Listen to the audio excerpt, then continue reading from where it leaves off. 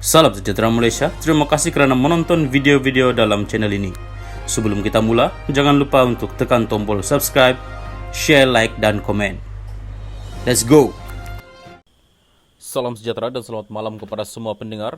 Berita seterusnya dipetik dari Malaysia kini bertajuk DOJ, kek untuk Puan Bos, kod rahsia Jolo untuk rasuah Mercedes MO1.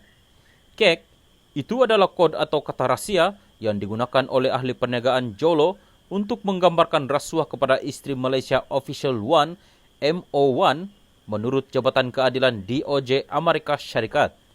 Dalam dokumen pertuduhannya mengenai urusan toko perbankan Goldman Sachs dengan Jolo, DOJ mendakwa bahawa eksekutif Goldman, Tim Lezner, berusaha untuk mendapatkan peranan dalam tawaran awam permulaan IPO syarikat aset tenaga 1MDB.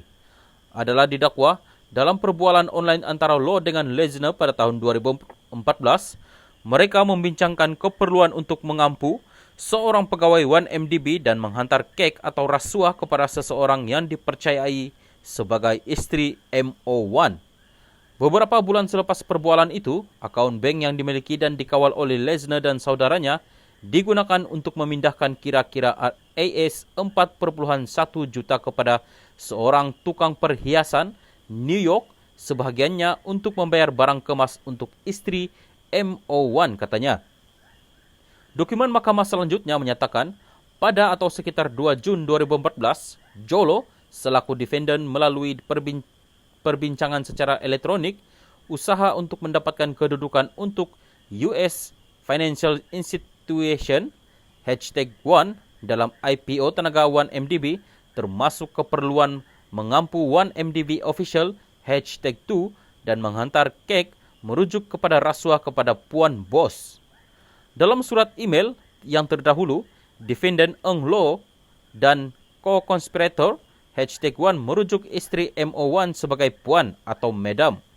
Jolo didakwa meminta wang untuk dipindahkan dari akaun Lahu terus ke akaun syarikat lain yang ditubuhkan di British Virgin Island supaya konspirator boleh settle Madam Cakes 2 atau menyelesaikan kek kedua Puan. MO1 telah dikenal pasti sebagai bekas Perdana Menteri Datuk Seri Najib Razak. Menyifatkan kek sebagai rasuah bukan kali pertama Jolo dilaporkan menggunakan makanan sebagai kod atau kata rahsianya. Menurut Wall Street Journal, ahli perniagaan yang menjadi buruan itu sebelum ini melabelkan AS 681 juta yang diahlikan dari 1MDB ke akaun Najib sebagai 681 Pi Amerika. Najib bertegas bahawa wang AS 681 juta adalah derma dari keluarga diraja Arab Saudi yang mana AS 620 juta sudah dikembalikan. Walau bagaimanapun, DOJ mendakwa bahawa dana itu berasal dan dikembalikan kepada akaun yang dikawal oleh Law.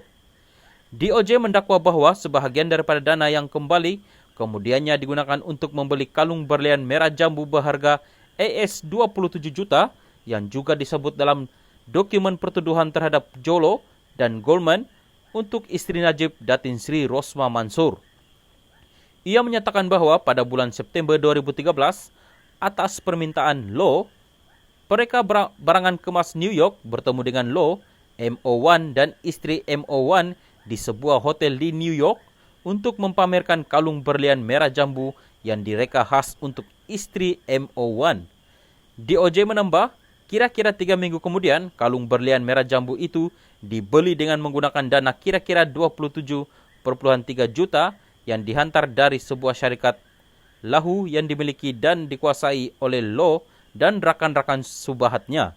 Najib dalam temu bual dengan Al Jazeera minggu lalu berkata, berlian merah jambu itu adalah hadiah dari timbalan Perdana Menteri UAE Putra Sheikh Mansur Zaid, tetapi Rosma tidak menerimanya.